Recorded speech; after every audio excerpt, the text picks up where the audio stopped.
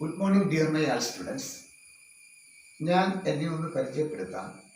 എൻ്റെ പേര് കൃഷ്ണകുമാർ. 25 വർഷത്തിലേറെ അധ്യാപന പരിചയമുള്ള ഒരു വ്യക്തിയാണ് ഞാൻ. കൊറോണ എന്ന മഹാമാരി മൂലം ഓൺലൈൻ ട്യൂഷൻ സിസ്റ്റം എന്ന രീതിയിലേക്ക് ഞങ്ങളെപ്പോലുള്ള അധ്യാപകരെ വലിച്ചിഴക്കപ്പെട്ടു. ഞങ്ങൾ മാത്രമല്ല, വിദ്യാർത്ഥികളായ നിങ്ങളും. സാധാരണ ക്ലാസ് മുറികളിൽ നേരിട്ട് പഠിപ്പിച്ച ശീലമുള്ള ഞങ്ങൾക്ക് കുട്ടികളുടെ മനസ്സിൽ ഉണ്ടാകാവുന്ന സംശയം മുഖത്തെഴുതിക്കാണ്. അത് ഞങ്ങൾ മനസ്സിലാക്കി അവർ ചോദിക്കാതെ ആ നിമിഷം തന്നെ ആ സംശയം പരിഹരിച്ചു കൊടുക്കുന്ന രീതിയായിരുന്നു. ഇപ്പോൾ ഇത്തരമൊരു സാഹചര്യത്തിൽ അത് സ്വാഭാവികമല്ല. പിന്നെ നിങ്ങളുടെ നോട്ട് പരിശോധിച്ച് ചെയ്തിരിക്കുന്നതിന് തെറ്റ് ബോധ്യപ്പെടുത്തി തിരുത്തി കൊടുക്കുവാനും പറ്റുമായിരുന്നു. ഈ സാഹചര്യത്തിൽ അതും സാധ്യമല്ല. നിങ്ങളുടെ ഉഴപ്പ് എവിടെ തുടങ്ങുന്നു, ലേസിനെസ് എവിടെ ആരംഭിക്കുന്നു, അത് മനസ്സിലാക്കിയിട്ട് ഒരു ഗൈഡ് ലൈൻസ് തരാൻ, അല്ലെങ്കിൽ നിങ്ങൾക്കൊരു സൂചന തരാൻ അധ്യാപകർക്ക് കഴിയും. അതും ഇവിടെ നഷ്ടപ്പെട്ടിരിക്കുന്നു. അങ്ങനെയുള്ള ഈ സാഹചര്യത്തിൽ നമുക്ക് പഠനത്തെ എങ്ങനെ സുഗമമാക്കാം?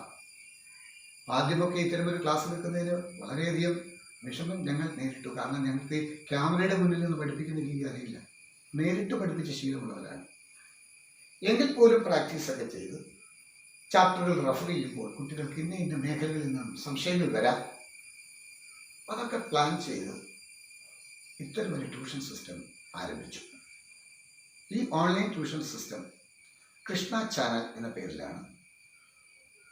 അതിലുപരി എനിക്ക് അഭിമാനപൂർവ്വം, സന്തോഷപൂർവ്വം, ഒത്തിരി സന്തോഷത്തോടെ, ഒത്തിരി അഭിമാനത്തോടെ ഇക്കഴിഞ്ഞ 10ാം ക്ലാസ് പരീക്ഷയിൽ ഉന്നത വിജയം കരസ്ഥമാക്കിയ മിടുക്കരായ ചുണക്കുട്ടരായ എൻ്റെ എല്ലാ വിദ്യാർത്ഥികൾക്കും 1000 അഭിനന്ദനങ്ങൾ അർപ്പിച്ചു കൊടുക്കുന്നു. ഇനി എനിക്ക് പറയേണ്ട ഒരു കാര്യം, 10ാം ക്ലാസ്സിലെ പഠന രീതി ഉപേക്ഷിക്കുക എന്ന് പറഞ്ഞാൽ നിങ്ങൾ ആ പഠിച്ച രീതി ഇനി ഉപയോഗിക്കുന്നത് നമ്മുടെ മാർക്കിനെ മറ്റ് മത്സര പരീക്ഷകളെ അഭിമുഖീകരിക്കുമ്പോൾ നമുക്കവിടെ തെറ്റുകൾ പറ്റാം. കുറച്ചുകൂടി ഗൗരവം, അതിലുപരി ശ്രദ്ധ, ചെയ്യുന്ന കാര്യങ്ങളിൽ പൂർണ്ണത വരുത്താനുള്ള മനസ്സ്, ലക്ഷ്യം മനസ്സിലുണ്ടെങ്കിൽ അത് നേടിയെടുക്കുവാൻ അചഞ്ചലമായ മനസ്സ് നിങ്ങളുണ്ടാകണം. മനസ്സ് മാറരുത്. ഡോക്ടർ, എഞ്ചിനീയർ, അഡ്വക്കേറ്റ്, കളക്ടർ, നിങ്ങൾക്കൊരു വിഷയത്തോട് താല്പര്യമുണ്ടെങ്കിൽ ആ വിഷയത്തെ നിങ്ങൾ മനസ്സോട് ചേർത്ത് പിടിക്കുക. ആ വിഷയം നിങ്ങൾ ഒരിക്കലും ഉപേക്ഷിക്കില്ല. നിങ്ങൾക്ക് നാളെ ഇത് നല്ല സഹായി തന്നെയായിരിക്കും. നിങ്ങളുടെ ഉദ്ദേശ്യം അത് സാധിച്ചു തരികയും ചെയ്യും. അചഞ്ചലമായ മനസ്സ്, അതുപോലെ തന്നെ ചെയ്യുന്ന കാര്യങ്ങൾ ഒരുപാട് മണിക്കൂറുകളിൽ അധ്വാനിക്കണം, പഠിക്കണം എന്നല്ല സാർ പറയുന്നത്. ഞാൻ പറയുന്നത് അങ്ങനെയല്ല. അരമണിക്കൂർ ഒരു കാര്യം പഠിക്കാനിരുന്നാൽ അത് പൂർത്തീകരിച്ച് അവിടുന്ന് എഴുന്നേക്കാം. അത് കംപ്ലീറ്റ് ചെയ്തു, എൻ്റെ ഡ്യൂട്ടി കംപ്ലീറ്റ് ആയി, അക്കംപ്ലിഷ്ഡ്, പെർഫെക്റ്റ്ലി, ഞാൻ സമ്പൂർണ്ണമാക്കപ്പെട്ടു. ഇക്കാരണത്താൽ അത്തരമുള്ള മനസ്സുകൾ ഉണ്ടെങ്കിൽ മാത്രമേ നമുക്ക് നല്ല മാർക്ക് ഇനിയും വാങ്ങാൻ കഴിയൂ. പിന്നെ പ്രവേശന പരീക്ഷകൾ ധാരാളം വരികയാണ്. നീറ്റ്, കീം, IIT എന്നിങ്ങനെ പോകുന്നു. ഐസർ, MBA, ഇത്തരത്തിൽ വ്യത്യസ്ത തരത്തിലുള്ള ധാരാളം മത്സര പരീക്ഷകൾ നിങ്ങൾ അഭിമുഖീകരിക്കാൻ പോവുകയാണ്. അപ്പോൾ ഗൗരവമായ പഠനം എന്ന് സാർ ഉദ്ദേശിച്ചത് പ്രൊഫഷണൽ കോഴ്സുകളാണ് 2 വർഷം കഴിഞ്ഞ് നിങ്ങൾ പോകുന്നത്. അത് സർക്കാർ കണക്കിലെടുത്തുകൊണ്ട് ഹയർ സെക്കൻഡറിയിലെ ശാസ്ത്ര വിഷയങ്ങളിൽ, സയൻസ് വിഷയങ്ങളിലൊക്കെ അതിൻ്റെ ക്രമീകരണങ്ങൾ വരുത്തിയിട്ടുണ്ട്. നിങ്ങൾ ഏത് മേഖല തിരഞ്ഞെടുക്കുമെന്ന് അവർക്കറിയില്ല. അപ്പോൾ ആ മേഖലകളിലേക്ക് പോകുമ്പോൾ നിങ്ങൾക്ക് അതിൻ്റെ അടിസ്ഥാന വിജ്ഞാനം ഈ ക്ലാസ്സുകളിൽ നിന്ന് കിട്ടിയെങ്കിലേ അവിടുത്തെ കോഴ്സുകൾ നിങ്ങൾക്ക് കംപ്ലീറ്റ് ചെയ്യാൻ പറ്റും. ഞാൻ മറ്റൊരു കാര്യം പറയാം. ഇത് സ്റ്റുഡിയോ അല്ല. എൻ്റെ വീട്ടിൽ തന്നെയാണ് ഞാൻ ഈ ക്ലാസ്, ഓൺലൈൻ ക്ലാസ് നൽകുന്നത്. അപ്പോൾ പക്ഷികളുടെ ശബ്ദം, മറ്റു ചില ശബ്ദങ്ങളൊക്കെ ഉണ്ടാകും. അപ്പോൾ അത് നിങ്ങൾക്ക് ഒരു കുറവായി നിങ്ങൾ ഒരിക്കലും കാണരുത്. നമ്മുടെ ലക്ഷ്യം കോൺസെപ്റ്റ്, നല്ല കോൺസെപ്റ്റ്, സബ്ജക്റ്റ് വ്യക്തമായി എനിക്ക് കേൾക്കണം, മനസ്സിലാക്കണം, എൻ്റെ പഠനത്തെ സഹായിക്കുന്നതായിരിക്കണം അത്. പരിഷ്കാരമല്ല വലുത്. അങ്ങനെയാണെങ്കിൽ ഇത്രത്തോളം പുരോഗമിച്ച ഈ പരിഷ്കാര യുഗത്തിൽ കൊറോണയെ നേരിടാൻ നാം പെടുന്ന പാടൊന്ന് ആലോചിച്ച് നോക്കുക. അതുകൊണ്ട് നമുക്ക് ലക്ഷ്യം അറിവാണ്. അത് അതിൻ്റെ അന്തസ്സത്തയിൽ തന്നെ എനിക്ക് കിട്ടണം. അതെനിക്ക് പ്രയോഗിച്ച് എനിക്ക് സമൂഹത്തിനും എനിക്കും വേണ്ടി അത് ഉപയുക്തമാക്കുവാൻ കഴിയണം എന്നുള്ള ചിന്ത നിങ്ങളിൽ ഉണ്ടാകണം. അല്ലാതെ പരിഷ്കാരങ്ങൾ കൊണ്ടൊന്നും യാതൊരു നേട്ടവുമില്ലെന്ന് നമ്മുടെ ഈ കാലഘട്ടം നമ്മെ ബോധ്യപ്പെടുത്തി. അപ്പോൾ സാർ പറഞ്ഞു വരുന്ന കാര്യം, ഞാൻ നിങ്ങളുടെ വീട്ടിൽ വരുന്നൊരു ട്യൂട്ടറാണെന്ന് സങ്കല്പിക്കുക. ചിലപ്പോൾ പക്ഷിയുടെയൊക്കെ സൗണ്ട് കേൾക്കും. എനിക്കത് പ്രൊട്ടക്ട് ചെയ്യാൻ പറ്റില്ല, കാരണം it is not a studio. ചില ശബ്ദങ്ങൾ വരുമ്പോൾ അത് നിങ്ങൾ മൈൻഡ് ചെയ്യേണ്ടതില്ല. കാരണം ഞാൻ നിങ്ങളുടെ വീട്ടിൽ വന്നാൽ ഇത്തരം പക്ഷികളുടെയും മറ്റ് ശബ്ദങ്ങളൊക്കെ ഉണ്ടാകുമല്ലോ. നമ്മൾ അതിന് ചെവിക്കൊള്ളാറുണ്ടോ? ഇല്ല. അപ്പോൾ കൃഷ്ണ ചാനൽ ടീച്ചേഴ്സ് നിങ്ങളുടെ ഹോം ട്യൂട്ടർ തന്നെയാണ്. നിങ്ങളുടെ അടുത്ത് വന്ന് നിങ്ങളുടെ സംശയങ്ങൾ മനസ്സിലാക്കി നിങ്ങൾക്ക് ബുദ്ധിമുട്ടില്ലാതെ ക്ലാസ്സുകൾ നൽകുന്ന അധ്യാപകർ എന്ന് നിങ്ങൾ കരുതിയാൽ മതി. അപ്പോൾ നമുക്ക് ഇനി കാര്യത്തിലേക്ക് കിടക്കാം. കൃഷ്ണ ചാനൽ നിങ്ങൾ റെഗുലറായിട്ട് കാണുമ്പോൾ യൂണിറ്റ് വൈസ് എല്ലാ കാര്യങ്ങളും കിട്ടും. നിങ്ങളുടെ സ്കൂൾ പരീക്ഷയ്ക്ക് അത് സഹായിക്കും. അതിലുപരി എൻട്രൻസ് പരീക്ഷയ്ക്ക് സഹായിക്കും. പക്ഷേ തുടർച്ചയായി നിങ്ങൾ കാണുകയും അതിൽ പറയുന്ന കാര്യങ്ങൾ നിങ്ങൾ ചെയ്യുകയാണെങ്കിൽ തീർച്ചയായിട്ടും നിങ്ങൾക്കതിൻ്റെ ഗുണമുണ്ടാകും. എൻ്റെ മറ്റൊരു റിക്വസ്റ്റ്, ടെക്സ്റ്റ് ബുക്ക് അതുപോലെ ഇസ്തിരി ഇട്ട പോലെ വെച്ചിരിക്കരുത്. അതൊന്ന് ഉപയോഗിക്കണം. ചിലരുടെയൊക്കെ NCERT ടെക്സ്റ്റ് ബുക്ക് കണ്ടാൽ മേടിച്ച് അതേപോലെ കൊണ്ടുവന്ന് വെച്ചിരിക്കുന്ന അവസ്ഥയുണ്ട്. ചിലരുടെ കണ്ടു കഴിഞ്ഞാൽ അതിൻ്റെ മൂലയെല്ലാം വളച്ചൊടിച്ച് അവിടെ ഇവിടെ അണ്ടർലൈൻ ചെയ്ത്, അങ്ങനെയല്ല വേണ്ടത്. അണ്ടർലൈൻ ചെയ്തുള്ള പഠനമല്ല, പൂർണ്ണമായ പഠനം നടത്തുക. പൂർണ്ണമായി വായിച്ചിട്ട് അതിലെ പോയിന്റ് നിങ്ങൾ അണ്ടർലൈൻ ചെയ്യുകയല്ല, നിങ്ങൾ കുറിക്കുക.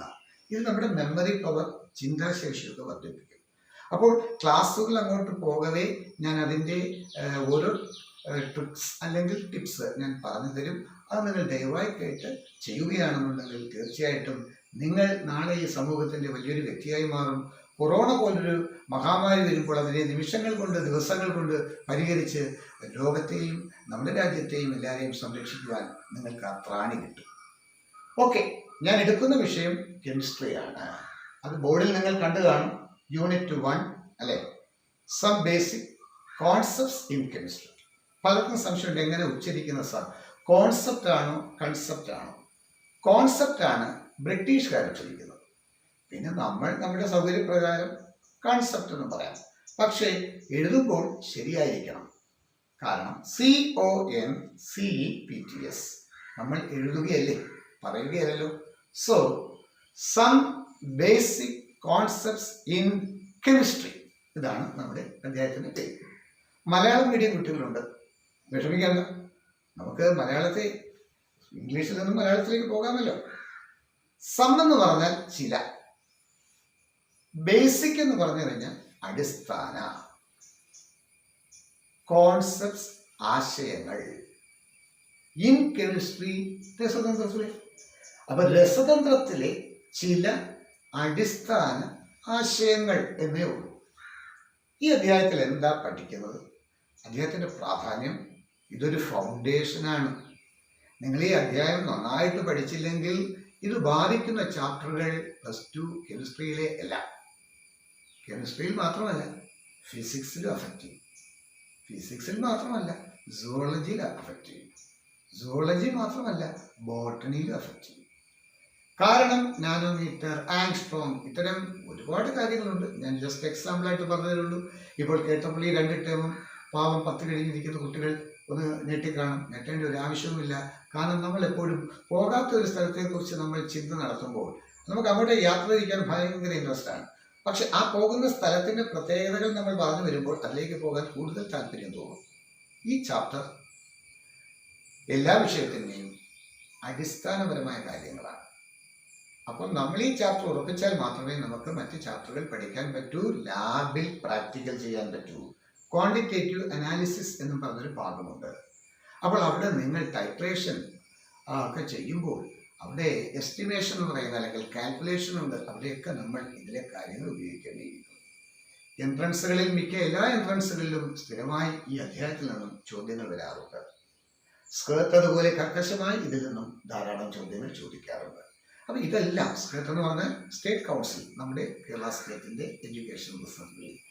അപ്പോൾ ഇത്തരത്തിലുള്ള കാര്യങ്ങൾ സാർ പറയുന്നതിൻ്റെ കാരണം നിങ്ങളിൽ അതിൻ്റെ ഗൗരവം വളരട്ടെ, എങ്കിൽ മാത്രമേ നിങ്ങൾ അത്രത്തോളവും കരുതി പഠിക്കുകയുള്ളൂ. അപ്പോൾ നമുക്ക് ചാപ്റ്ററിലേക്ക് കിടക്കാം. ഈ അധ്യായത്തിൽ അവരാദ്യം കൊടുത്തിരിക്കുന്നത് കെമിസ്ട്രി എന്തെന്ന് പറഞ്ഞാണുള്ളത്. നമുക്ക് കെമിസ്ട്രി എന്തെന്ന് തുടങ്ങാം അല്ലേ? എങ്ങനെ അധ്യായം പറഞ്ഞിരിക്കുന്നു അത് നമുക്ക് അനുസരിക്കാം. കാരണം ചോദ്യം ഏത് കോണിൽ നിന്നും ഏത് രീതിയിലും നിലവാരം കൂട്ടി നിലവാരം കുറച്ച് ഏത് രീതിയിലും ചോദ്യങ്ങൾ വരാം. ചോദ്യകർത്താവിൻ്റെ ഔചിത്യം, ചോദ്യകർത്താവിൻ്റെ ശേഷി ആശ്രയിച്ചിരിക്കും. അപ്പോൾ നമ്മൾ അതൊന്നും ചിന്തിക്കേണ്ടതില്ല. നമുക്ക് തന്നിരിക്കുന്ന ടെക്സ്റ്റ് ത്രൂ ഔട്ട് റെഫർ ചെയ്ത് പോവുക, വായിച്ചു പോവുക. ചുമ്മാ വായിച്ചു പോവുകയല്ല, നമ്മുടെ മനസ്സ് കൊടുത്ത് നാം അപഗ്രഥന നടത്തും, അനാലിസിസ് നടത്തും, നമ്മൾ വിചാരണ നടത്തും, നമ്മൾ തന്നെ ജഡ്ജ്. കേൾക്കുന്ന നമ്മൾ വായിക്കുന്ന കാര്യങ്ങൾ നമ്മൾ ജഡ്ജ് ചെയ്യും, അതിൽ നിന്ന് കണ്ടെത്തുന്ന മൂല്യവത്തായ കാര്യങ്ങൾ നമ്മൾ എഴുതി വെക്കും. ഇത്തരം കാര്യങ്ങൾ നമ്മൾ ചെയ്യുമ്പോഴാണ് നമുക്ക് ആ നോളജ് അല്ലെങ്കിൽ സബ്ജക്ട് സെൻസ് നമുക്ക് ഇൻറ്റൻസിഫൈ ചെയ്യാൻ കഴിയുന്നത്. ഓക്കെ, കെമിസ്ട്രി എന്താണെന്ന് നമുക്ക് നോക്കാം. നിങ്ങൾ പഠിച്ചിട്ടുണ്ട് എന്താണ് രസതന്ത്രം എന്നൊക്കെ അല്ലേ? എന്താണ് കെമിസ്ട്രി എന്നൊക്കെ പഠിച്ചിട്ടുണ്ട്. നേച്ചർ കോമ്പസിഷൻ, നമുക്ക് ചുറ്റുമുള്ള മാറ്റർ, ഞാൻ മാറ്റർ, നിങ്ങൾ മാറ്റർ, ഡെസ്ക് മാറ്റർ, നമ്മളൊക്കെ ലിവിങ് മാറ്റർ, ബാക്കിയുള്ളതെല്ലാം നോൺ ലിവിങ് മാറ്റർ. ഇത്തരം മാറ്ററിൻ്റെ നേച്ചർ, സ്വഭാവം, കോമ്പസിഷൻ, ഘടന. ഈ കോമ്പസിഷൻ എന്ന് പറയുമ്പോൾ പല കുട്ടികൾക്ക് അത് എന്താണെന്ന് അറിയത്തില്ല. അപ്പം നമ്മൾ ആ കോമ്പസിഷൻ എന്താണെന്ന് പറയാം. ജലം പരിചിതമല്ലേ? ജലം എന്ന് കേൾക്കുമ്പോഴേ നിങ്ങളുടെ മനസ്സിൽ പറഞ്ഞു കെമിസ്ട്രി സാറാണോ H2O എന്ന് പറയും. അതാണ് അതിൻ്റെ കോമ്പസിഷൻ. ജലത്തിൻ്റെ എല്ലാ മൂലകളിലും എല്ലാ ഭാഗത്തും H2O എന്നാണ് കാണുന്നത്. അപ്പം ജലം എന്നതിൻ്റെ അടിസ്ഥാന നിർമ്മാണ ഘടകം അതാണ് ഈ കോമ്പസിഷൻ. പക്ഷേ നമ്മൾ ഉപ്പെടുക്കുകയാണെങ്കിൽ, കോമൺ സാൾട്ട് എടുക്കുകയാണെങ്കിൽ അതിൽ H2O അല്ല ഉള്ളത്. പിന്നെന്താണ്? എല്ലാവർക്കും അറിയാതെ കോമൺ സാൾട്ട്, കറിയിൽ ചേർക്കുന്ന ഉപ്പ്, കറിയുപ്പ്. എന്താണത്? Correct, NaCl, sodium chloride. അപ്പോൾ അത് നിങ്ങൾ കേട്ടപ്പോൾ തന്നെ നിങ്ങളുടെ മനസ്സിൽ പറഞ്ഞു കഴിഞ്ഞു. അപ്പോൾ സോഡിയം ക്ലോറൈഡ് ആണ് അതിൻ്റെ കോമ്പോസിഷൻ. അപ്പോൾ ചുരുക്കി പറഞ്ഞാൽ ഏതൊരു വസ്തു നിർമ്മിച്ചിട്ടുള്ള അതിൻ്റെ അടിസ്ഥാന നിർമ്മാണ ഘടകമാണ്. അത് മറ്റൊരു വസ്തുവിന് വേറെ ആയിരിക്കും, പലതിലും പലതാണ്. അപ്പോൾ ഇത്തരത്തിലുള്ള കോമ്പോസിഷനെ കുറിച്ച് പഠിക്കുക. പിന്നെ മറ്റ് അനവധി കാര്യങ്ങളുണ്ട്. പ്രിപ്പറേഷൻ, പ്രോപ്പർട്ടീസ്, മാനുഫാക്ചർ, സിന്തസിസ് എന്നിങ്ങനെ പോകുന്നത് കൂടാതെ സ്റ്റേറ്റുകൾ മാറാം. സോളിഡ്, ലിക്വിഡ്, അതായത് ഫിസിക്കൽ ചേഞ്ചസ്, ഭൗതിക മാറ്റങ്ങൾ എന്ന് പഠിച്ചിട്ടുണ്ട്. അതായത് നിങ്ങൾ പഠിച്ചിരിക്കുന്ന boiling, evaporation, condensation, sublimation. Malayalam medium പറയുകയാണെങ്കിൽ സബ്ലിമേഷൻ, ഉത്പതനം, അല്ലേ? പഠിച്ചിട്ടില്ലേ? അപ്പൊ സോളിഡ് ലിക്വിഡായി മാറുന്നു, മെൽറ്റ് ചെയ്യുന്നു, ദ്രവണാംഗം, ഉരുകുന്നത്, അല്ലേ? അതുപോലെ ബോയിലിംഗ് പോയിന്റ്, അതിപ്പോൾ ആ ടൈം നല്ല ടൈം എടുത്ത് മാറ്റി കുറച്ചുകൂടി മാറ്റിയിട്ടു boiling point.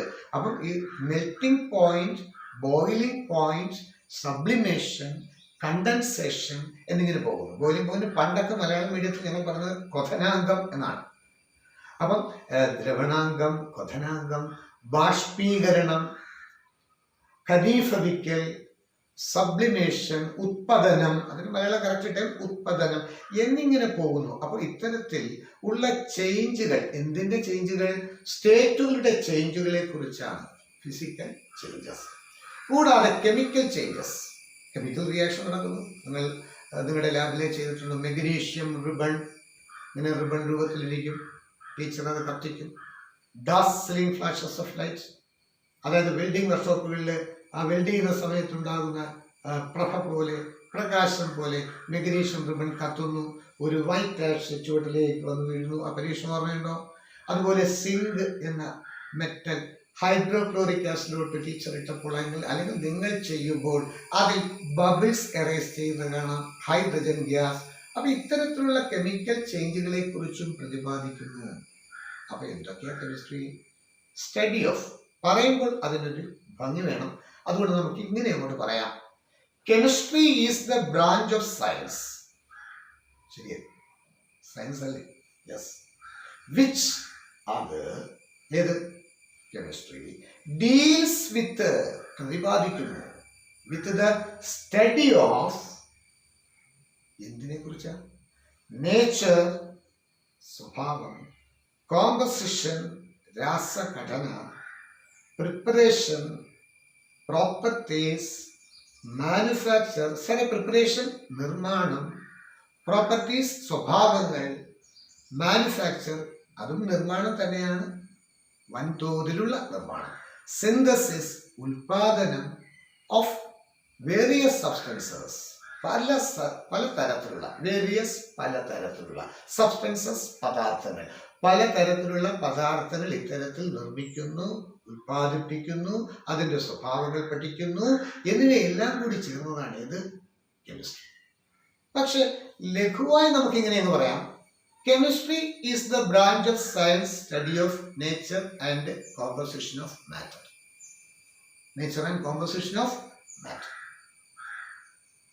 Sir, what is the importance of chemistry? എന്താ ഈ കെമിസ്ട്രിയുടെ പ്രത്യേകത, പ്രാധാന്യം? ഇതിനിത് പഠിക്കണം. കെമിസ്ട്രി പഠിച്ചിട്ട് എന്തോ നേട്ടം അല്ലേ? ഞാൻ 3 വാക്കുകളിൽ അതിനെ അങ്ങ് കൺക്ലൂഡ് ചെയ്യുകയാണ്. ഒറിജിൻ ഓഫ് ലൈഫ്, ജീവന്റെ തുടക്കം. അവിടെ എന്തോ കെമിസ്ട്രി ഉണ്ട്. എഗ് സ്പേമുമായി ജോയിൻ ചെയ്യുമ്പോൾ സൈഗോട്ടായി മാറും. എഗ്ഗിലെയും സ്പേമിലെയും കെമിക്കൽ കോൺസ്റ്റിറ്റ്യുവൻസ് ആണ് സൈഗോട്ടിന്റെ പിറവിക്ക് കാരണം. ആ സൈഗോട്ട് ഡെവലപ്പ് ചെയ്ത നമ്മളെല്ലാം ആയത്. അവൻ കറക്റ്റ്? അവിടെ നടന്ന bio chemical changes, chemical changes. അപ്പൊ ജീവന്റെ തുടക്കത്തിന് കെമിസ്ട്രി വേണം, വേണ്ടേ? വേണം. നിങ്ങൾ പഠിച്ചിട്ടുണ്ട്. ഇപ്പോൾ നിങ്ങളുടെ മനസ്സിൽ വരും, ശരിയാ, ബയോളജി ടീച്ചർ പറഞ്ഞിട്ടുണ്ട്. DNA, RNA, ക്രോമസോംസ്, ജീൻസ്, ഇപ്പോൾ ഇൻവെസ്റ്റിഗേഷൻ നടക്കുന്ന കൊറോണയുടെ RNA. അപ്പൊ ഇതൊക്കെ ലൈഫിന്റെ ഒറിജിൻ. അവിടെ കെമിസ്ട്രി ഉണ്ട്. എക്സിസ്റ്റൻസ്, ഇങ്ങനെ വന്ന് ജന്മം കൊണ്ടു കഴിഞ്ഞാൽ അവയ്ക്ക് നിലനിൽക്കണ്ടേ, എക്സിസ്റ്റ് ചെയ്യണ്ടേ? എന്നിട്ട് വേണം, ഫുഡ് വേണം. ഒരു കുഞ്ഞിനെ സംബന്ധിച്ച് മിൽക്ക് വേണം. ആ മിൽക്കിൽ അടങ്ങിയിരിക്കുന്നത് കാർബോഹൈഡ്രേറ്റ്സ്, പ്രോട്ടീൻസ്. അറിയാം, നിങ്ങളുടെ മനസ്സിൽ പറഞ്ഞു, നിങ്ങൾക്കറിയാം. നമ്മുടെ വിദ്യാഭ്യാസം ആ രീതിയിലാണ് 3rd ക്ലാസ് തൊട്ടേ കൊടുത്തിരിക്കുന്നത്. അതുകൊണ്ട് കുറച്ച് കാര്യങ്ങൾ കിട്ടിയാൽ ബാക്കിയൊക്കെ അവർക്ക് ഫെമിലിയർ ആണ്. അതൊരു വലിയ അഡ്വാൻറ്റേജ് ആണ്, നമ്മുടെ വിദ്യാഭ്യാസത്തിന്റെ ദ മോസ്റ്റ് അഡ്വാൻറ്റേജ് സിസ്റ്റം എന്നാണ് ഞാൻ പറയുന്നത്. അപ്പോൾ നിങ്ങൾക്കത് മനസ്സിലായി. ഫുഡ്, നമ്മുടെ ശരീരത്തിൽ ഏതെങ്കിലും ഒരു മൈക്രോ ഓർഗാനിസം എൻ്റർ ചെയ്തു, ബാക്ടീരിയ, വൈറസ്, അതിനെ കില്ല് ചെയ്യണം, അല്ലെങ്കിൽ സ്റ്റാറ്റിക് ആക്കണം. കില്ല് ചെയ്യുക എന്ന് പറഞ്ഞാൽ കൊല്ലുക, സ്റ്റാറ്റിക് ആക്കുക, നിശ്ചലമാക്കുക. ബാക്ടീരിയോസിഡൽ എന്നൊക്കെ പറഞ്ഞ് നിങ്ങൾക്ക് ഇനി പഠിക്കാനുണ്ട്, ആന്റിബയോട്ടിക്സ് എന്ന് പറയുന്ന വിഭാഗത്തിൽ. അപ്പൊ അത് കെമിസ്ട്രിയുടെ പ്രോഡക്റ്റാണ്. ഫാർമസ്യൂട്ടിക്കൽ ഇൻഡസ്ട്രി, മരുന്ന് ഉൽപാദന കേന്ദ്രം, കെമിക്കൽ റിയാക്ഷനാണ്. ഇനി ഡിസ്ട്രക്ട് ചെയ്യണോ, അവിടെയും കെമിസ്ട്രിയാണ്. എങ്ങനെ ഡിസ്ട്രക്ട് ചെയ്യുക? സപ്പോസ് ഞാൻ പൊട്ടാസ്യം സയനൈഡ് ടേസ്റ്റ് ചെയ്തു, that is A poisonous substance. Explosives, സ്ഫോടക വസ്തുക്കൾ, ഡിസ്ട്രക്ഷൻ അല്ലേ. പക്ഷെ നമ്മൾ ഉപയോഗിക്കുന്ന എക്സ്പ്ലോസീവ്സ്, ഡിസ്ട്രക്ഷൻ എന്ന് പറയുന്നത് യൂസ്ഫുൾ കാര്യങ്ങൾക്കായിരിക്കണം.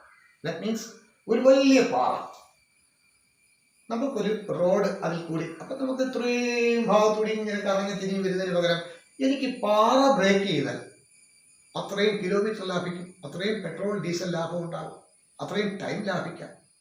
അപ്പൊ നമ്മൾ ആലോചിക്കും, ഇതെന്താ ചെയ്യുക? ഈ പാറ പൊട്ടിക്കുക. അങ്ങനെ വലിയ അത്തരത്തിലുള്ള നമുക്ക് യൂസ്ഫുൾ ആയിട്ടുള്ള കാര്യങ്ങൾക്ക് വേണ്ടി ഈ എക്സ്പ്ലോസീവ്സ് എന്ത് ചെയ്യാം, നമുക്ക് ഉപയോഗിക്കാം. അപ്പോൾ origin, existence, destructions, everythings in the hands of chemistry. കെമിസ്ട്രിയുടെ കയ്യിലല്ല, ബട്ട് കെമിസ്ട്രിയുടെ മാത്രം കയ്യിലല്ല, with the help of other all subjects. മറ്റെന്തെല്ലാം സബ്ജക്റ്റ് ഉണ്ടോ അതും കൂടി വേണം. അതുകൊണ്ടാണല്ലോ നമ്മൾ ഒന്നിലധികം സബ്ജക്റ്റുകൾ ഇങ്ങനെ പഠിക്കേണ്ടി വരുന്നത്. അത് ഡിഗ്രി തലത്തിൽ പോയാലും നമ്മൾ പഠിക്കണം, മെയിനും അതോടൊപ്പം അസിസ്റ്റ് ചെയ്തിരിക്കുന്ന മറ്റു സബ്ജക്റ്റുകളും പഠിക്കണം. അത് നിങ്ങൾ MBBS പോയാലും, MD പോയാലും, BTech പോയാലും, LLB പോയാലും, വാട്ടെവർ വേറെ എന്ത് സബ്ജക്റ്റ് നമ്മൾ ഇനി പഠിക്കാൻ പോയാലും അതിനൊക്കെ ഒന്നിലധികം പേപ്പറുകൾ കൊടുക്കുന്നതിന്റെ കാരണം അതാണ്. അപ്പോൾ കെമിസ്ട്രിയുടെ ഇമ്പോർട്ടൻസ് മനസ്സിലായി കഴിഞ്ഞു. Origin of life, existence of life, destruction of life. അപ്പോൾ നിങ്ങൾക്കൊരു അല്പം അഭിമാനം തോന്നും, കെമിസ്ട്രി കൊള്ളാലോ. പക്ഷെ കെമിസ്ട്രി മാത്രം വിചാരിക്കാൻ പറ്റില്ല, പിന്നെ ആരൊക്കെ വേണം?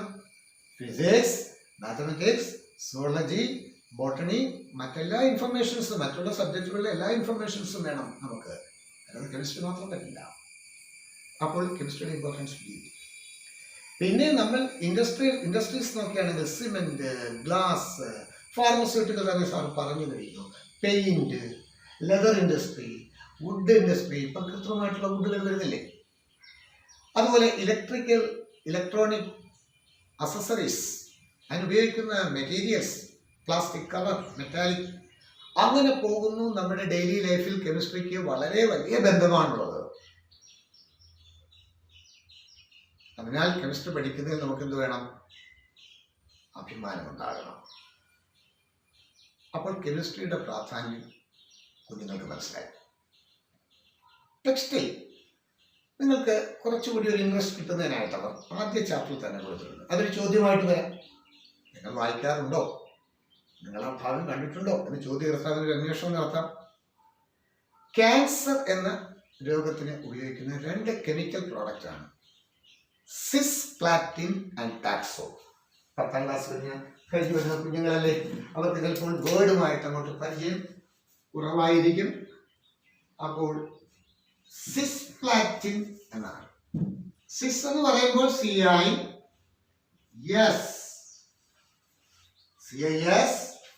പ്ലാറ്റിൻ. സിസ് ഒക്കെ ഇനി നിങ്ങൾക്ക് ഈ വർഷം തന്നെ പഠിക്കാം. ഓർഗാനിക് കെമിസ്ട്രിയിൽ ഇതൊക്കെ ഒരു ഇൻഡിക്കേഷനാണ്. ഓർഗാനിക് കെമിസ്ട്രിയുടെ പാർട്ടിൽ വരുമ്പോൾ നിങ്ങൾക്ക് അത് എന്തുകൊണ്ടെന്ന് പറയും. സെക്കൻഡ് ഇയറിൽ വരുമ്പോൾ കുറച്ചുകൂടി കാര്യങ്ങൾ നിങ്ങൾക്കത് മനസ്സിലാകും. ഇപ്പോൾ തൽക്കാലം നിങ്ങൾ എന്ത് ചെയ്യുക, ക്യാൻസറിന്റെ ഡ്രഗിന്റെ പേരാണ് സിസ്പ്ലാറ്റിൻ. സിസ്പ്ലാറ്റിൻ മാത്രമാണോ? ഒന്നുകൂടി ഉണ്ട്, ടാക്സോൾ. എന്താണ്? ടാക്സോൾ. അപ്പോൾ ആദ്യത്തേത് സിസ്പ്ലാറ്റിൻ, രണ്ടാമത്തെ നമുക്ക് എന്തെഴുതാം? ടാക്സോൾ എന്നെഴുതാം. Name 2 drugs used to cure cancer. Cancer ഭേദമാക്കാൻ ഉപയോഗിക്കുന്ന 2 ഡ്രഗിന്റെ പേര് പറയുക. ഇതാണ് ഏത്? Yes, cisplatin and taxol. Correct. ഉത്തരം അവിടെ പറഞ്ഞു കഴിഞ്ഞു. അപ്പോൾ ഇത് 1 മാർക്കിനാണെങ്കിൽ ഇവാലുവേഷൻ ഇതൊരു ഹാഫ് മാർക്ക്, ഇതൊരു ഹാഫ് മാർക്ക്, 1 മാർക്ക് നമ്മൾ ഗെയിൻ ചെയ്തില്ലേ. നെക്സ്റ്റ് വൺ, എയ്ഡ്സ് എന്ന അസുഖത്തിന് കൊടുക്കുന്നതാണ് AZT. അല്ലെങ്കിൽ അവർക്കൊരു ക്വസ്റ്റ്യൻ ചോദിക്കാം, വാട്ട് ഈസ് AZT? AZT എന്താണ്? അസിഡോ തൈമിഡിൻ എന്നാണ് അതിന്റെ പൂർണ്ണരൂപം. എന്താണ് അതിന്റെ പൂർണ്ണരൂപം? പൂർണ്ണരൂപം ഞാൻ കേട്ടില്ല. Correct, azido thymidine. ഇതാണ് എയ്ഡ്സ് പേഷ്യന്റിന് കൊടുക്കുന്ന ഡ്രഗ്. അപ്പോൾ what is the use of AZT എന്നോ, വാട്ട് ഈസ് AZT എന്നോ, name a drug used for AIDS patients എന്നൊക്കെ ചോദിച്ചാൽ നമുക്ക് എന്തെഴുതാം? AZT, that is azidothymidine. നമ്മൾ പറയുമ്പോൾ അസിഡോതൈമിഡിൻ. അപ്പോൾ നമ്മൾ 2 ചോദ്യങ്ങളുടെ ആ 2 ചോദ്യത്തെ നമ്മൾ പല രീതിയിലേക്ക് അങ്ങോട്ടും ഇങ്ങോട്ടും മാറ്റിയത് പറഞ്ഞു. അപ്പോൾ നമ്മുടെ നോളജ് കുറച്ചു. ഈ രീതി ആയിരിക്കണം നിങ്ങൾ പഠിക്കുമ്പോൾ വീട്ടിൽ. നിങ്ങൾ തന്നെ ചോദ്യകർത്താവുക, അതിൻ്റെ ഉത്തരം നിങ്ങൾ തന്നെ കൊടുക്കുക. ഇപ്പൊ നിങ്ങൾ ക്രിയേറ്റ് ചെയ്യുന്ന ഒരു കാര്യത്തോട് നിങ്ങൾക്ക് എന്തൊരു സംതൃപ്തിയായിരിക്കും. ഞാനല്ലേ, അത് മനസ്സിൽ അങ്ങ് ഉറച്ചു കിടക്കും. മറ്റൊരാൾ തരുന്നത് നമ്മൾ സ്വീകരിച്ചിട്ട് അത് ഉപയോഗിക്കുകയോ ഉപയോഗിക്കാതിരിക്കുകയോ ചെയ്യാം. എന്നതുപോലെ നിങ്ങളാകുമ്പോൾ നിങ്ങൾ ചിന്തിച്ചു അത് ഇന്നതാണ്, ഇന്നത് കൊണ്ടാണ് എന്ന് മനസ്സിലാക്കിയിട്ട് ചോദ്യം തയ്യാറാക്കി അതിൻ്റെ ഉത്തരം നിങ്ങൾ തന്നെ പറയുമ്പോൾ ആ ആൻസർ നിങ്ങളുടെ മനസ്സിൽ നിന്ന് പോകില്ല.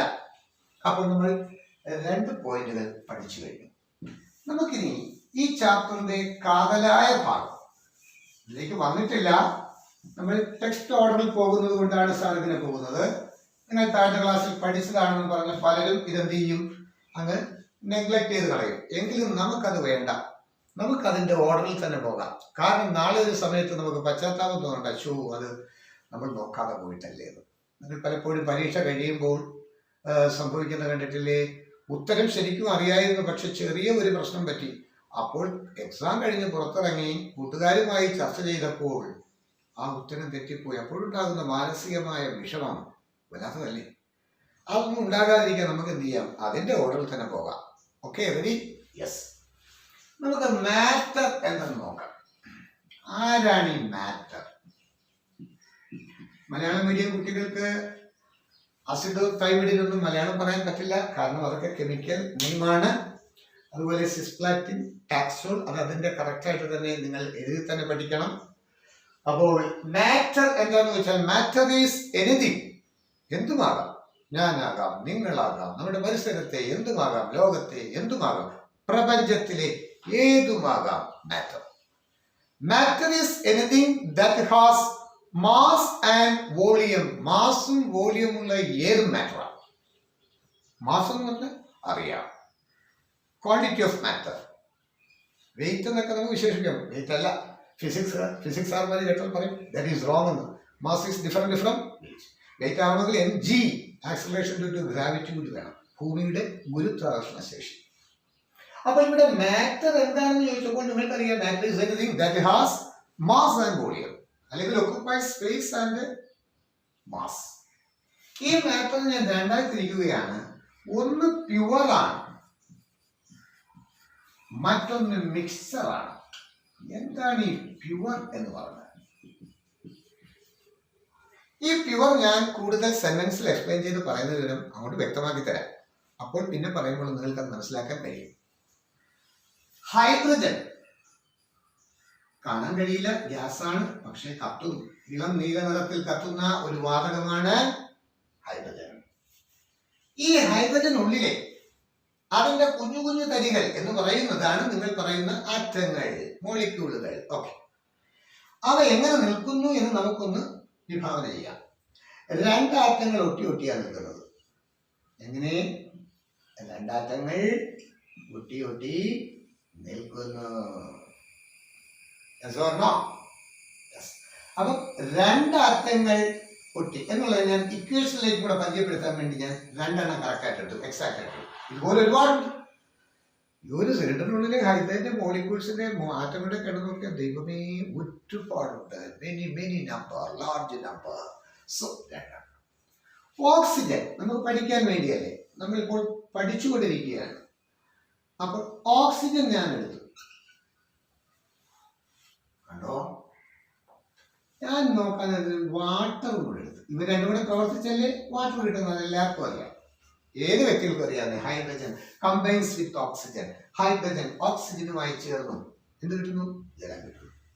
അവിടെ ഞാൻ നോക്കാൻ നേരത്ത് കാണാം രണ്ട് ഹൈഡ്രജന്റെ നടുക്കൊരു ഓക്സിജൻ നിൽക്കുന്നു. രണ്ട് ഹൈഡ്രജൻ നടുക്കൊരു ഓക്സിജൻ, രണ്ട് ഹൈഡ്രജൻ നടുക്കൊരു ഓക്സിജൻ. കണ്ടോ?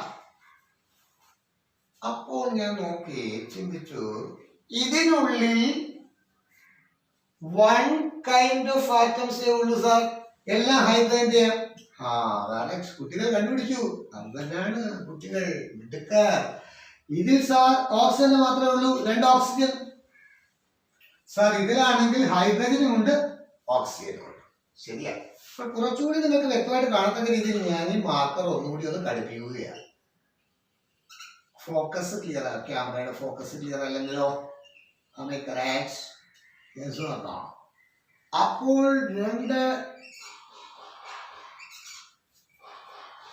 ഇവിടെ ഞാൻ നോക്കി രണ്ട് ഹൈഡ്രജൻ, ഇവിടെ രണ്ട് ഹൈഡ്രജൻ ഒരേപോലുള്ള ഹൈഡ്രജൻ, അടുത്തതും രണ്ട് ഹൈഡ്രജൻ ഒരേപോലുള്ളത്, ഇവിടെ ഓക്സിജൻ രണ്ടും. അപ്പൊ ഇതിന്റെ ഉള്ളിലുള്ളത് വൺ കൈൻഡ് ഓഫ് ആറ്റംസ്, ഇതിലും വൺ കൈൻഡ് ഓഫ് ആറ്റംസ്. പക്ഷെ ഇതിനുള്ളിലുള്ളതോ മോർ ദാൻ വൺ കൈൻഡ്. ആരുടെയൊക്കെയാ നോക്കേ? ഓക്സിജന്റെയും വരും, ഹൈഡ്രജന്റെയും വരും. രണ്ട് ഹൈഡ്രജനും വരുന്നു, ഒരു ഓക്സിജനും വരുന്നു. അപ്പോൾ അവിടെ ഇരിക്കുന്ന കുട്ടി പറയും വാട്ടർ ഈസ് നോട്ട് പ്യുവർ, കാരണം അതിൽ രണ്ട് കൈൻഡ് ആറ്റംസ് ഉണ്ടെന്ന്. തെറ്റിദ്ധരിക്കാം. കാരണം ഇവിടെ പ്യുവർ നല്ല എഴുതിയത്. ഇവിടെ one kind atom, one kind atom. അവിടെ നോക്കാനത് ടു കൈൻഡ് ആറ്റം. പക്ഷെ ഇത് മൂന്നും പ്യുവറാണ്. അപ്പൊ പ്യുവർ എന്താ അർത്ഥമാക്കുന്നത്? വേറെ അർത്ഥമായി. പ്യുവർ മീൻസ് ഒരു സബ്സ്റ്റൻസ് എടുത്താൽ ആ സബ്സ്റ്റൻസിന്റെ ഐഡന്റിറ്റി ഉണ്ട്, അതിലെ ഫണ്ടമെന്റൽ ക്വാണ്ടിറ്റി, അടിസ്ഥാനമായിട്ടുള്ള നിർമ്മാണ ഘടകം അതായിരിക്കും, അതിന്റെ ആയിരിക്കണം. ഹൈഡ്രജൻ ഗ്യാസ് എടുത്താൽ ഹൈഡ്രജന്റെ മാത്രമേ ഉള്ളൂ, ഓക്സിജൻ എടുത്താൽ ഓക്സിജന്റെ മാത്രമേ ഉള്ളൂ. പക്ഷെ വാട്ടറിന് ഹൈഡ്രജൻ ഓക്സിജൻ ഉണ്ടെങ്കിലും വാട്ടർ എന്ന് പറയുന്നത് വെവ്വേറെ നിൽക്കുകയല്ല, ഹൈഡ്രജൻ ഓക്സിജൻ ആയിട്ട് നിൽക്കുകയല്ല, അവരൊരു ഫാമിലി ആയിട്ട് 2 ഹൈഡ്രജൻ ആൻഡ് സിംഗിൾ ഓക്സിജൻ. അപ്പൊ വാട്ടറിൽ H2O ഉള്ളൂ. അപ്പൊ നമ്മൾ എഴുതുമ്പോൾ H2O ആ H2O ഉള്ളൂ. ഇതാണ് അതിന്റെ ഫണ്ടമെന്റൽ ബിൽഡിംഗ് യൂണിറ്റ്. അടിസ്ഥാന നിർമ്മാണ ഘടകം ഒന്നേ ഉള്ളൂ. ഇവിടെ ഫണ്ടമെന്റൽ ബിൽഡിംഗ് യൂണിറ്റ് H2 അവിടെ H2O ഉള്ളൂ. ഇവിടെ O2 മാത്രമേ ഉള്ളൂ. സോ ഈ 3 സബ്സ്റ്റൻസും പ്യുവറാണ്. എന്തുകൊണ്ട്? അവയിൽ സ്ഥിതി ചെയ്യുന്നത് അതിൻ്റെതായ ബിൽഡിംഗ് യൂണിറ്റ് ആണ്, മറ്റാരുടെ അല്ല. So water is pure because it carry its own fundamental quantity, fundamental unit, fundamental basic unit. അതായത് H2O ആണ്. അതിന്റെ ഹൈഡ്രജൻ ഓക്സിജൻ എടുക്കുമ്പോൾ അതിൻ്റെ ഹൈഡ്രജൻ മാത്രമായിരിക്കും. പക്ഷെ ഇവർക്കൊരു പേര് നമുക്ക് കൊടുക്കാം. ഇവർ രണ്ടുപേരും എലമെന്റ്സ് എന്ന് വിശേഷിപ്പിക്കും. മലയാളം മീഡിയം പറയും മൂലകങ്ങൾ. ഇതിനും എലമെന്റ്സ് എന്ന് പറയാൻ ഒക്കില്ല. ഇതിന് പറയുന്നത് കോമ്പൗണ്ട്സ്. അപ്പൊ എന്താണ് എലമെന്റ്സ്, എന്താണ് compounds? Substances made of one kind of atoms. എങ്ങനെ? സബ്സ്റ്റൻസസ് പദാർത്ഥങ്ങൾ മെയ്ഡ് ഓഫ് നിർമ്മിക്കപ്പെട്ടിരിക്കുന്നു വൺ കൈൻഡ് ഓഫ് ഒരിനത്തിലുള്ള ആറ്റംസ്. ഒരിനത്തിലുള്ള ആറ്റങ്ങളാൽ നിർമ്മിക്കപ്പെട്ടിട്ടുള്ള പദാർത്ഥ വിഭാഗങ്ങൾക്ക് മൂലകങ്ങൾ എന്ന് പറയും. ഇംഗ്ലീഷ് മീഡിയം പറയും elements are substances made of one kind of atoms. About compounds are substances made of more than one kind of atoms. അപ്പോൾ ഇവിടെ നിങ്ങളെ ഇക്വേഷനിലേക്ക് കൂടെ കൊണ്ടെത്തിക്കാൻ പറ്റും. അത് കണക്ക് കൂട്ടിയാൽ ഞാൻ അങ്ങനെ വരച്ചത്. അതെങ്ങനെ? ഇവിടെ എത്ര H2 മോളിക്യൂൾ ഉണ്ട്? 2. So we can write 2 H2 molecule. Yes, correct. കുട്ടികൾ എണ്ണി. ഇത് ഒന്നാമത്തത്, ഇത് രണ്ടാമത്തത്. അപ്പൊ 1 2 രണ്ടെണ്ണം ഉണ്ട്. അപ്പൊ രണ്ടെണ്ണം ഉള്ളതിന് നമ്മൾ മാത്സിൽ എങ്ങനെ എഴുതുന്നത്? മാത്തമാറ്റിക്സിൽ 2x, എക്സിന്റെ കോഎഫിഷ്യന്റ് ഗുണോത്തരം എന്ന് മലയാളത്തിൽ പറയും. അപ്പൊ 2x 2 ആണ്. അപ്പൊ 2H2 പ്ലസ് O2 ഒരാളെ ഉള്ളൂ, സിംഗിൾ. O2 gives H2O. പക്ഷെ സാറേ H2O രണ്ടെണ്ണല്ലോ. ഞാൻ ഒരെണ്ണം എഴുതിയുള്ളൂ ഇല്ലേ? അപ്പൊ ഇവിടെ രണ്ടെണ്ണം ഉണ്ട്. അപ്പൊ ഞാൻ ഇവിടെ രണ്ടെണ്ണം കൊടുത്തു. ഇതാണ് ബാലൻസിങ് ഇക്വേഷൻ. എങ്ങനെ? ഇരുവശത്തെയും ആറ്റങ്ങളുടെ എണ്ണം എണ്ണാം. ഇതിൽ 1 2 3 4 ആറ്റം. ഇതിൽ 1 2 ആറ്റങ്ങൾ. ഇതിൽ 1 2 3 4 5 6 ആറ്റങ്ങൾ. നോക്കണേ, രണ്ടുപേരും ഒരാളും കൂടെ ചേർന്ന് 6 മാറി. കാരണം എന്താണ്? ഇതിലെ പലരും ജോയിൻ ചെയ്താണ് ഇവിടെ വന്നിരിക്കുന്നത്, ചേർന്നാണ് വന്നിരിക്കുന്നത്. ഇനി ഇവിടെ നിന്ന് കൗണ്ട് ചെയ്ത് നോക്കിയേ.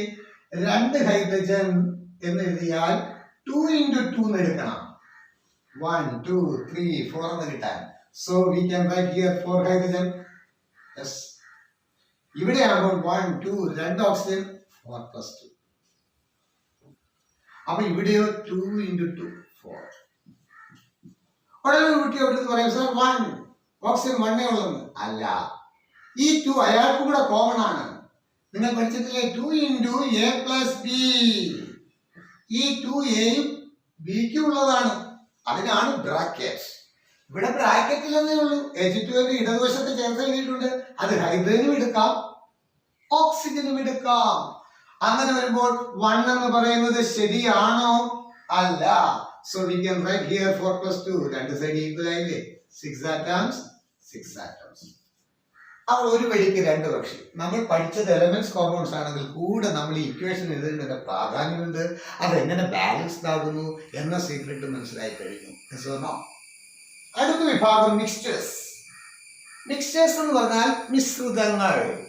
മിശ്രിതങ്ങൾ എന്ന് പറയുമ്പോൾ നിങ്ങൾക്ക് ധാരാളം മിശ്രിതം. കോൺക്രീറ്റ് മിശ്രിതം എന്തൊക്കെ ചേർന്നതാ? സ്റ്റോൺ, റോക്കിന്റെ ചെറിയ പീസുകളും സാൻഡും സിമെന്റും. പിന്നെ ഉപ്പുവെള്ളം, common salt in water, salt solution എന്ന് പറയും. അതൊരു മിക്സറാണ്. പക്ഷെ ഇവർക്ക് രണ്ടുപേർക്കും ഒരു വ്യത്യാസമുണ്ട്. എനിക്ക് ഈ കോൺക്രീറ്റ് മിക്സറിലെ സ്റ്റോണിനെ കൈകൊണ്ട് പറക്കി മാറ്റാം. We can do it with the help of our hands. Hand picking എന്നാണ് അത് പറയുന്നത്. കൈ കൊണ്ട് പിറക്കി മാറ്റും. ശരി ശരി ശരി ശരി. അതിന് സോൾട്ട് എടുക്കുകയാണെങ്കിൽ വാട്ടറിൽ നമ്മൾ സോൾട്ട് ചേർത്തു. ആ സോൾട്ടിൽ നമുക്ക് നമുക്കതിനെ കൈ കൊണ്ടെടുക്കാൻ പറ്റില്ല, കാരണം സോൾട്ട് അത് ലേയമായി പോയി. അതുകൊണ്ട് ഇവർ മിക്സർ ആണെങ്കിൽ രണ്ട് ടൈപ്പാണ്. ഒന്ന് ഹോമോജീനിയസ് മിക്സർ, മറ്റൊന്ന് ഹെറ്ററോജീനിയസ് മിക്സർ. എന്താണ് ഹോമോജീനിയസ് എന്ന് പറഞ്ഞാൽ അർത്ഥം? ഹോമോജീനിയസ് എന്ന് പറയുമ്പോൾ അതിൽ യൂണിഫോം പ്രോപ്പർട്ടീസ് അത് നിലനിർത്തും. ഉപ്പ് വെള്ളത്തിലിട്ടെ അവിടെ ഇവിടെ എന്തെങ്കിലും വ്യത്യാസങ്ങളുണ്ടോ? ഉപ്പ് ലേയമായി എല്ലാ ഭാഗത്തും ഒരുപോലെ ഡിസ്ട്രിബ്യൂട്ട് ചെയ്യപ്പെട്ടു. അത് ജലത്തിൻ്റെതായ ഒരു ഭാഗമായി മാറിക്കഴിഞ്ഞു. കോൺസ്റ്റന്റ് കോമ്പോസിഷൻ, യൂണിഫോം പ്രോപ്പർട്ടീസ് നിലനിർത്തും. പക്ഷേ കോൺക്രീറ്റ് മിക്സർ അങ്ങനെയല്ല. പാറ അത് പ്രത്യേകമായിട്ട് നിൽക്കുകയും സാൻഡും സിമെന്റും അതും അതുപോലെ തന്നെ. അപ്പൊ ഇത്തരത്തിലൊരു ഹെറ്ററോ നോൺ യൂണിഫോം പ്രോപ്പർട്ടീസ് അത് എക്സിബിറ്റ് ചെയ്യുന്നു. So we can classify mixtures into two different categories, homogeneous and heterogeneous mixtures. Dear my students, let me conclude today. ഞാൻ ഇന്ന് ഇത് ഇവിടെ നിർത്തുകയാണ്. നിങ്ങൾ ഈ ചാനൽ ഇഷ്ടപ്പെട്ടിട്ടുണ്ടെങ്കിൽ ലൈക്ക് ചെയ്യുക, സബ്സ്ക്രൈബ് ചെയ്യുക. ഇതിൻ്റെ അടുത്ത ഭാഗം അടുത്ത ചാനൽ നമ്മൾ കാണിക്കുന്നതാണ്. അടുത്ത സെക്ഷൻ നിങ്ങൾക്ക് കാണുവാൻ കഴിയും. ഇനി വരുന്ന ഭാഗം എന്തെന്ന് വെച്ചാൽ ഫിസിക്കൽ മെഷർമെന്റ് എന്ന് പറയുന്ന ഒരു ഭാഗമാണ്. എങ്ങനെ യൂണിറ്റ്, ക്വാണ്ടിറ്റി അങ്ങനെ തുടങ്ങുന്ന കുറേ കാര്യങ്ങളാകുന്നു. Okay, that's all today.